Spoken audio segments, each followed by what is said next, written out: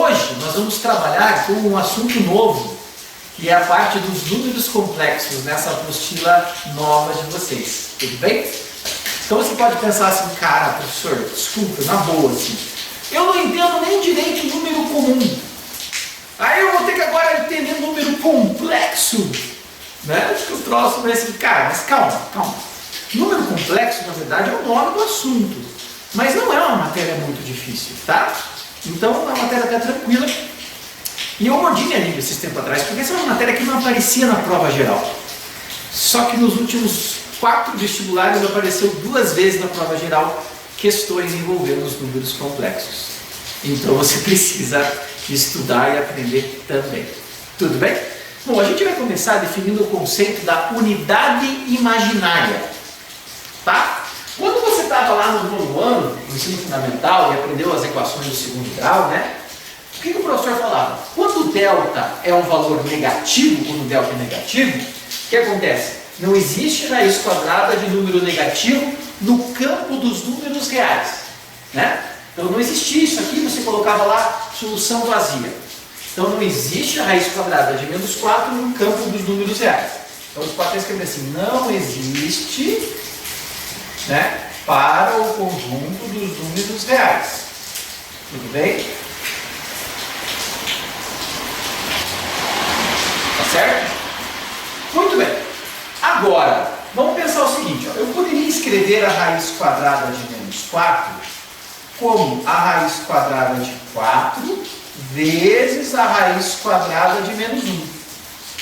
Concorda? Raiz quadrada de 4, pela propriedade das potências, vezes a raiz quadrada de menos 1, então é a raiz quadrada de menos 4. Só que a raiz quadrada de 4 é um número real, né?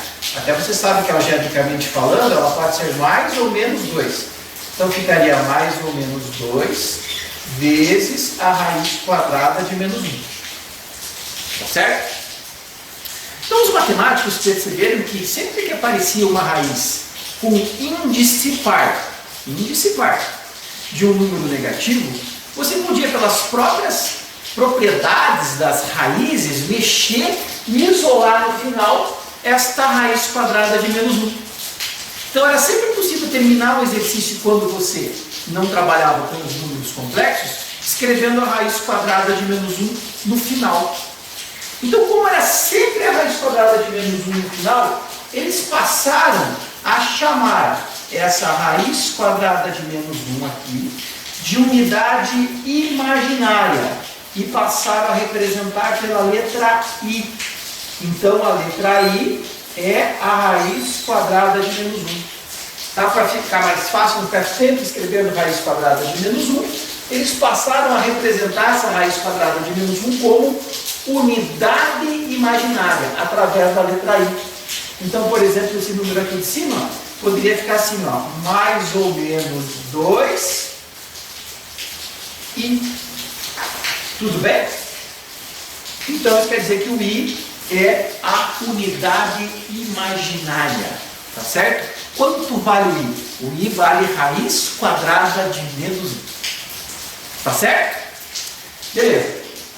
Então existe uma forma, na verdade, algébrica de representar os chamados números complexos. Essa forma algébrica se escreve assim, ó, Z igual a mais BI. Tá certo?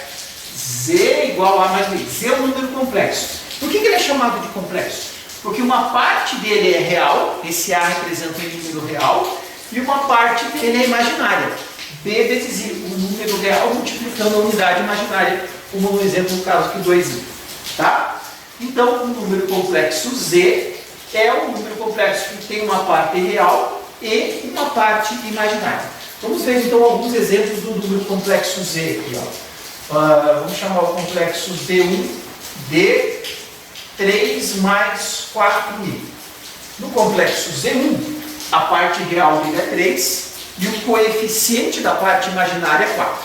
Né? A parte imaginária é 4i. O coeficiente da parte imaginária é 4.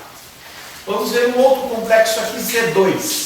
Z2 igual a menos 2 menos raiz de 3 vezes i. Então a parte real do Z2 é menos 2, pode ser positivo, pode ser negativo, qualquer número real aqui. E a parte imaginária é menos raiz de 3i, sendo que o coeficiente da parte imaginária, que também é real, é menos raiz de 3. Pode ser esse coeficiente também qualquer número real. Entenderam? Vamos ver um outro exemplo. Um Z3 igual a 2 terços mais i sobre 2. Então aqui a parte real é 2 terços e o coeficiente da parte imaginária é 1 meio. Tudo bem? Beleza? Então aqui está o número complexo Z3. Entenderam? Então a forma algébrica é uma forma de representar um número complexo com uma parte real e uma parte imaginária, certo? Parte real A e parte imaginária o B. Tudo bem? Bom, vamos tentar colocar esses números complexos em termos de conjuntos. Vocês aprenderam, também há muito tempo atrás, em livros já esse ano, que o conjunto dos números reais, né, vamos colocar aqui, ó, é esse conjunto aqui. Tá? Vamos supor que aqui estão os reais. Dentro dos reais você subdivide em conjunto dos números irracionais e racionais, dos racionais dos inteiros, dos naturais. Sim, então está aqui o conjunto dos números reais. E onde é que está o conjunto dos números complexos, professor? O conjunto dos números complexos é um conjunto bem maior. Esse aqui é o conjunto dos números complexos. Ele engloba o conjunto dos números reais. Tá? Todo número real ele é complexo. O conjunto dos números reais é apenas um subconjunto dos complexos, que é um conjunto muito maior. Entendeu? Então, todo número real ele é um número complexo. Todo real ele é complexo. Tá certo? Ficou claro isso para vocês? Daqui a pouco eu falo um pouquinho mais sobre essa situação aqui. Antes eu quero falar para vocês do que é o conjugado de um complexo. Então, por exemplo, vamos pegar o complexo Z1 ali. O conjugado de um complexo, ele é escrito assim, ó, o Z com uma barra em cima do Z. Então, quando aparece essa barra em cima do Z, eu estou falando do conjugado do complexo. Z igual a A menos BI. Então, é o mesmo complexo Z, só que você muda o sinal do I, do valor do I ali, ó. Tá certo? Então, se eu quisesse, por exemplo, o conjugado do Z1, como é que ficaria o conjugado do Z1? Z1 barra igual a 3 menos 4i. Tá certo? Então, o conjugado de um complexo é o mesmo complexo, só que mudando o sinal do i, do coeficiente da parte imaginária. E para representar o conjugado, a gente usa essa barrinha aqui em cima do z. Tá legal? Agora, cuidado com as pegadinhas da UEPG, ó. Cuidado. Uma vez a UEPG ele colocou assim, sabendo que o complexo z é 3i mais 1, então o conjugado de z é 3i menos 1. E agora? Esse foi o exercício da UEPG, tá? Você marcaria verdadeira ou falsa nessa questão? Veja que sacanagem. Ele trocou a posição da parte real com a parte imaginária, ó. Colocou a parte imaginária na frente, tá? E aí disse que o conjugado ele trocou o sinal da parte real, ó. Só de sacanagem. Então isso aqui está errado. Isso aqui é falso. Porque na verdade o conjugado desse complexo Z aqui é menos 3i mais 1. Esse é o conjugado, não esse. Então não é trocar o sinal do meio. Tem que ver, às vezes, a sacanagem que o vestibular faz. Para achar o conjugado, você troca o sinal do i. O sinal do i, não o sinal do meio. Ficou claro? Para não cair esse tipo de pegadinha que às vezes aparece nas provas. Tá legal? Bom, voltando aqui à parte dos conjuntos, né, que eu estava falando para vocês que o conjunto dos complexos é maior que o conjunto dos números reais, eu poderia tentar entender o seguinte, o número real, eu poderia representar como um número complexo que tem o coeficiente da parte imaginária zero. Porque zero vezes i é quanto? É zero. Então, o complexo ficaria z igual a somente a parte real. Por exemplo, o número real 2. Eu poderia escrever o 2 como 2 mais 0i. Concorda?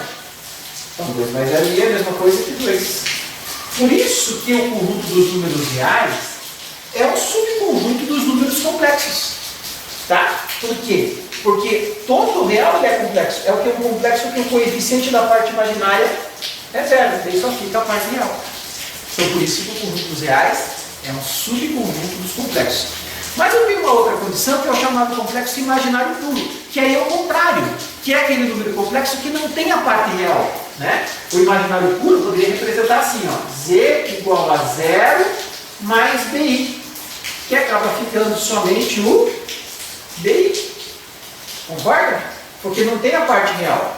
Por exemplo, z igual a zero mais 3i, que fica z igual a somente 3i. Então esse número complexo, ele é chamado de imaginário puro, porque ele não tem a parte real. Então todo número real ele é complexo. O real é um complexo que tem o coeficiente da parte imaginária igual a zero. E todo imaginário puro é um número complexo cuja parte real é zero. Beleza? Bom, agora eu vou ver com vocês a questão das operações com os números complexos. Vamos falar então agora das operações com números complexos na forma algébrica. Tudo bem? Então vamos ver adição, subtração, multiplicação e divisão de complexos na forma algébrica. Muito bem, eu vou pegar como exemplo aqui o complexo Z1, que é 3 mais 5i, e o complexo Z2, que é 2 menos 2i. Então, vou usar esses dois exemplos para resolver todas as operações. Adição, subtração, multiplicação e divisão. Tá. Como é que eu faço uma adição de complexos? Como é que eu faço para somar o Z1 com o Z2? Bom, eu coloquei aqui entre parênteses para deixar bem definido que esse é o Z1 e esse é o Z2. Então, o que eu faço? Primeiro, eu excluo esses parênteses. Né? Então, fica 3 mais 5i mais 2 menos 2i. E essa operação é muito fácil. Por quê? Você vai somar a parte real com a parte real e a parte complexa, imaginária com a parte imaginária. Então, a parte real com a parte real. 3 mais 2, 5. Parte imaginária com parte imaginária. 5i menos 2i. O i funciona como se fosse uma incógnita, né? 5x menos 2x dá 3x. Então, 5i menos 2i dá mais 3i. Tudo bem? Então, é bem fácil, né? Soma a parte real com a parte real e a parte imaginária com a parte imaginária. Tá? A subtração corre da mesma forma. Só que aqui você tem que tomar cuidado com a regrinha de sinal, né? Quando você tira os parênteses. 3 mais 5i, aí é a regrinha de sinal. Ó. Menos com mais, menos 2. Menos com menos 2i, mais 2i. Então, o Z1 menos o Z2 vai ficar igual a parte real com parte real. 3 menos 2 é 1. 5i mais 2i mais 7i. Entendeu? Então, tanto a adição como a subtração de complexos na forma algébrica é bem simples, né? O que você faz? Quando for menos aqui no meio, você faz a regrinha de sinal, mas aí sempre junta parte real com parte real, parte imaginária com parte imaginária, não tem segredo. Tá? É bem fácil fazer a adição e a subtração de números complexos na forma algébrica. Tudo bem? Bom, agora vamos ver a multiplicação de complexos na forma algébrica. Então, aqui está o complexo Z1 e aqui está o complexo Z2. Eu quero fazer uma multiplicação dos dois. Para esta multiplicação, nós usamos uma propriedade da multiplicação muito conhecida, que é a chamada propriedade distributiva. Né? Todos os elementos do primeiro multiplicarão todos os elementos do segundo. Tá certo? Essa é a propriedade distributiva. Então vamos lá. 3 vezes 2, 6. 3 vezes menos 2i. 3 vezes menos 2 é menos 6. Repete o i. Então fica menos 6i. Tá, agora pega o 5i vezes 2. 5i vezes 2 dá quanto? 10i.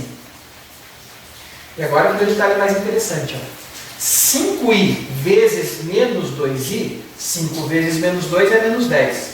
Mas aí eu tenho que fazer o i vezes i, que é i ao quadrado. Apareceu um i ao quadrado agora. Tá. Só para juntar as duas partes do meio aqui, ó, fica 6 menos 6i mais 10i dá quanto? Mais 4i. Daí menos 10 vezes aquele i ao quadrado ali. Então eu juntei esse menos 6i com 10i e deu partes comuns, dá para você trabalhar, né? Menos 6i mais 10i dá 4i. Mas o que eu faço com esse i ao quadrado? Gente, vocês lembram que eu falei que a raiz quadrada de menos 1 é igual a i? Que o i vale a raiz quadrada de menos 1 lá no comecinho, né? A unidade imaginária. Tá. Então o que acontece se eu elevar ao quadrado o i? Aí eu vou ter que elevar ao quadrado o segundo membro. Tá certo? Então se eu elevar o i ao quadrado, eu vou levar a raiz quadrada de menos 1 ao quadrado. Só que quando você leva a raiz quadrada de menos 1 ao quadrado, você consegue simplificar o expoente com índice. Ou seja, o i ao quadrado passa a ser igual a menos 1. Cara, essa é uma das observações mais importantes aqui dos números complexos. O i ao quadrado, a unidade imaginária ao quadrado, gera um número real, que é o menos 1. Ela contradiz também uma das características dos números reais, que todo número elevado ao expoente par gera um número positivo. Aqui eu estou elevando o número ao expoente par, está dando negativo. Mas é que nem todas as regras dos reais se aplicam aos complexos, tá certo? O i ao quadrado, sempre que aparecer um exercício de números complexos, i ao quadrado, você substitui ele por menos 1. Apareceu i ao quadrado é sempre igual a menos 1. O i ao quadrado é um número real. Tudo bem? Então quer dizer que nesse exercício, no lugar do i ao quadrado, o que eu posso colocar aqui no lugar do i ao quadrado? Eu posso colocar menos 1. Tudo bem? Quando eu elevo a unidade imaginária ao quadrado, tá? Eu elevo a raiz quadrada de menos 1 ao quadrado, corto o expoente com índice, que aqui é 2 também, né? Corto fora e fica só menos 1. Ou seja, o i ao quadrado é sempre menos 1. Guarde isso. Certo? I ao quadrado, a unidade imaginária ao quadrado é um número real que vale menos 1. Não pode esquecer disso aqui, hein? Beleza? Eu vou parar para terminar o exercício aqui, essa parte de baixo. Então agora você aprendeu que apareceu i ao quadrado no exercício, você coloca menos 1 no lugar, tá? Então aqui fica assim, ó, Z1 vezes Z2 igual a 6 mais 4i, menos 10 vezes menos 1 dá mais 10. E é um número real, né? Aí esse número real 10 dá para juntar com esse 6 aqui. Então o Z1 vezes o Z2 vai dar 16 mais 4i. Entendeu? Então sempre na multiplicação de dois números complexos que tem a parte imaginária dos dois, vai aparecer o i ao quadrado. Apareceu o i ao quadrado, você coloca menos 1 no lugar do i ao quadrado e continua o exercício. Vai ficar no final uma parte real e uma parte imaginária. Legal a multiplicação, né? Tá? Não é tão difícil, só lembrar que i ao quadrado é sempre igual a menos 1. Tá? E a última operação é a divisão, né? Como é que eu faço a divisão de dois números complexos na forma algébrica? Gente, a divisão de complexos não é bem divisão. Mas como assim, professor? Vocês lembram que tinha na matemática uma regrinha? Vou colocar aqui embaixo de racionalização, lembra disso? Né? Por exemplo, quando você tinha 2 sobre a raiz quadrada de 3. Você não pode deixar a raiz aqui embaixo. Então você multiplicava a parte de cima e a parte de baixo por raiz de 3, ficaria 2 raiz de 3 sobre 3. Isso se chama racionalização, tirar a raiz da parte de baixo. Tá? Também poderia ter uma raiz composta, por exemplo, 1 sobre raiz de 2 menos 1. Como é que eu faço para tirar a raiz de baixo? Eu multiplico o de cima e o de baixo pelo valor do de baixo, mudando o sinal do meio. Certo? Então é sempre que você racionaliza quando tem valores compostos, né? Aí aqui em cima ficava a raiz quadrada de 2 mais 1, vezes 1, né? E embaixo, produto notável, a soma pela diferença de dois termos. O quadrado do primeiro, o quadrado da raiz quadrada de 2 é 2, menos o quadrado do segundo, o quadrado de 1 é 1. Então ficaria só, nesse caso, raiz de 2 mais 1 sobre 1, ou apenas raiz de 2 mais 1. Tá? Então eu só lembrei para vocês aqui o processo de racionalização, porque na divisão de complexos você faz isso, você faz na verdade uma racionalização. Porque você não pode esquecer que o I, a unidade imaginária, vale a raiz quadrada de menos 1, então é uma raiz. Então, na verdade, dividir complexos é uma maneira de tirar o I da parte de baixo, de tirar o I do denominador. Tá? Divisão de complexos é isso. Bom, então nesse caso, para tirar esse I da parte de baixo, o que eu vou fazer? Eu vou multiplicar o de cima e o de baixo pelo conjugado do de baixo. Qual que é o conjugado de 2 menos 2i? É 2 mais 2i, tá certo? Então vou multiplicar o de cima e o de baixo pelo conjugado do de baixo. Então, na verdade, a divisão de complexos é um processo de racionalização. É uma maneira de tirar o i da parte de baixo. Como que você faz? Multiplica o de cima e o de baixo, vou multiplicar o de cima e o de baixo, pelo conjugado do de baixo. Então, se aqui é menos, fica mais, aqui fica mais. Se aqui fosse mais, aqui ia ficar menos e menos na frente do i. Tudo bem? Aí você faz a propriedade distributiva em cima, tá? Vamos fazer a propriedade distributiva em cima. Então fica 3 vezes 2, 6. 3 vezes 2i, 6i. 5i vezes 2, 10i positivo. E 5i vezes 2i, mais 10i ao quadrado, que a gente já viu hoje, né? O i ao quadrado que acontece vira menos 1. E embaixo, gente, você também pode usar a propriedade distributiva se você quiser, vai dar a mesma coisa.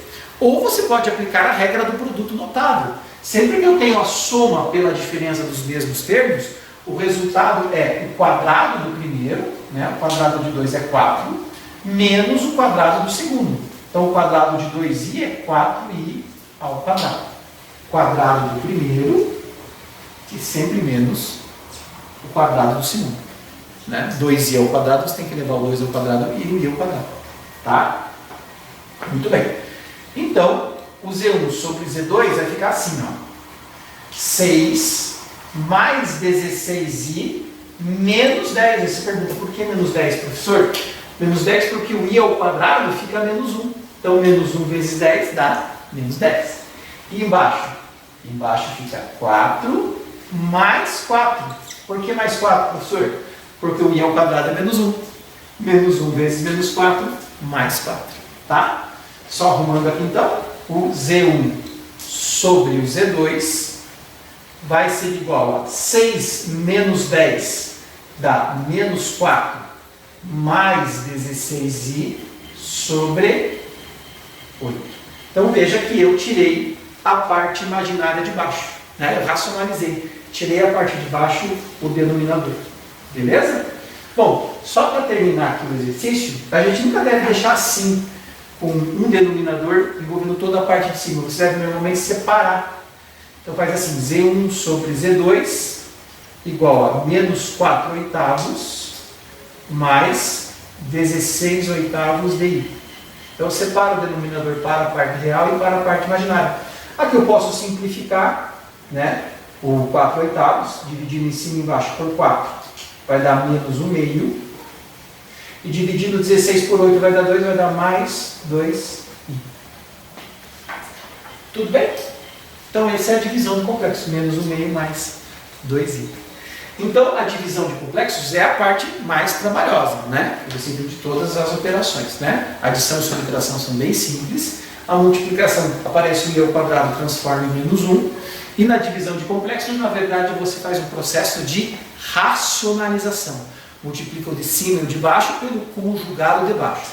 Pode usar, deve usar a propriedade distributiva em cima, né? Embaixo, se você quiser também, mas pode aplicar a regra do produto notável para ir mais direto. Tá? Eliminou o i do denominador, separa esse denominador para as duas partes, para a parte real e para a parte imaginária, tá? Porque é uma fração, aqui a soma dos dois dividido por menos valor, é a mesma coisa que esse valor dividido por 8 e esse por 8, por isso que eu separo. Simplifica se for possível e aí você tem a divisão dos números complexos. Tudo bem, moçada? Muito bem, para terminar esta aula de hoje, né, a gente vai fazer 3 exercícios da apostila de vocês ali, os 5, o 6 e o 7. Da página 10 eu vou deixar para vocês fazerem o 1, o 2 e o 3, né, e depois eu vou passar o gabarito no final da semana desses exercícios que ficaram para vocês fazerem. E se tiver alguma dúvida, você sabe que você pode perguntar a qualquer momento, tá legal? Bom, no exercício número 5 diz o seguinte: Determine o valor de x de modo que o número complexo z igual a x ao quadrado menos 5x mais 6, entre parênteses, mais 1 mais xi seja um número real. Ora, gente, para que o número complexo seja um número real, a parte que multiplica o i, ou seja, a parte imaginária dele, tem que ser nula, tem que ser zero. Então, para que ele seja real, o 1 mais x tem que ser igual a zero, portanto, o x tem que ser igual a menos 1. Porque se o x for igual a menos 1, essa soma dá zero. 0 vezes i é zero e vai ficar só a parte real. Que aqui não importa se seja 0, 1, 2, 3, qualquer número. Tá certo? Então, para que esse número complexo seja um número chamado de real, o coeficiente da parte imaginária tem que ser zero. Tudo bem? Agora, vamos supor que a pergunta fosse: qual seria o valor de x para que esse número complexo seja imaginário puro? Aí, para ele ser imaginário puro, esta parte aqui teria que ser zero. Aí você teria que pegar o x ao quadrado menos 5x mais 6 igual a zero e dar uma equação do segundo grau. E os dois números que você achasse, que seriam no caso 2 e 3, seriam os números que tornariam zero a parte real. E aí ele seria chamado de imaginário puro. Tá? Então, para ele ser real, o x tem que ser menos 1, porque daí o coeficiente da parte imaginária é zero. Para ele ser imaginário puro, o x teria que ser 2 e 3, que são as raízes dessa equação do segundo grau que você teria, né? Porque daí a parte real teria que ser zero. Tudo bem? Bem simples, né? Já o 6 é ainda mais simples, né? Ele dá o complexo Z1 e o Z2 e quer saber qual o valor de A e de B para que o Z1 seja igual a Z2. Nossa, esse é muito fácil. Então, o A tem que ser 2 e o B tem que ser 6, né? Porque se aqui for igual e aqui for igual, esses dois complexos são iguais. Eles só serão iguais se a parte real for exatamente igual e o coeficiente da parte imaginária for exatamente igual. E no exercício número 7, para que esses dois complexos então sejam iguais, né? Para que valores de x e y são iguais a esses complexos? Bom, também a mesma coisa. A parte real aqui tem que ser igual à parte real aqui. Ou seja, o 2x mais 4 tem que ser igual a 8. Da onde eu tenho que o 2x é igual a 8 menos 4. X igual a 4 dividido por 2. Portanto, o x é igual a 2. Tudo bem? Então, o coeficiente da parte real do primeiro tem que ser igual ao coeficiente da parte real do segundo. Mesma coisa aqui para o y, né? O coeficiente da parte imaginária do primeiro, y mais 1, tem que ser igual ao coeficiente da parte imaginária do segundo, 5. Então, y é igual a 5 menos 1. O y, portanto, aqui tem que ser igual a 4. Tá certo? Então, se o x for 2, ó, aqui vai dar 8. E se o x for 4, aqui vai dar 5. E aí o complexo Z1 e o Z2 passam a ser exatamente iguais. Tá certo? São 3 exercícios bem simples aí da apostila de vocês, né? Os 3 últimos. E façam os 3 primeiros, então, como eu orientei no começo da aula, para que vocês possam, então, entender um pouquinho melhor os conceitos de números complexos. E eu posto o gabarito desses exercícios para vocês até quinta-feira. Tá bom? Um abraço.